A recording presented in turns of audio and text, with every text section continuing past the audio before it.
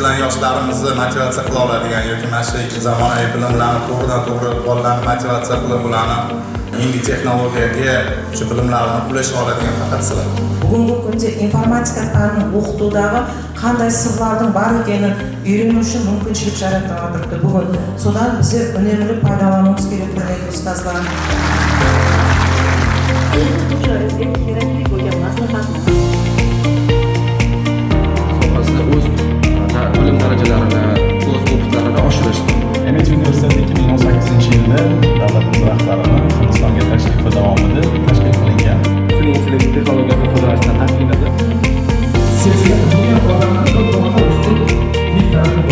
Hammamizning fazilatlarimizda qiziqishni oladigan bir buyuk shaxslar ichida familiya.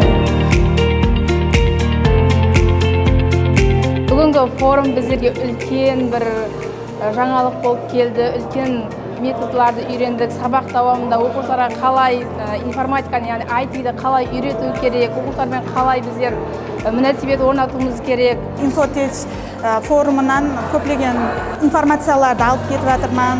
Buning tekraridan qaraydigan bo'lsak, Coursera kurslari haqida, bularni yili ham yuqori darajalarda olu imkoniyatlarini o'rgandik. Quvonchli kun bo'ldi. Sonday darajada yaxshi жетістіктерді көрдік, ертістік әңгімесіне, басқа мектептен сонша келген мұғалімдерді көріп, олардың тәжірибелерін көріп, методларын көріп, өзімізге көп нәрселерді алдық. Forum juda zo'r, a'lo darajada o'tdi. Sertifikatlar, litsenziyalar yutib oldim. Qanaqa litsenziya yutib oldingiz? Coursera. Coursera platformasiga kirib ko'rgansiz oldin? Ha, kirganman. Sertifikatlarim bor. Bor. Sertifikatlarim bor, yana bittaga ko'paydi.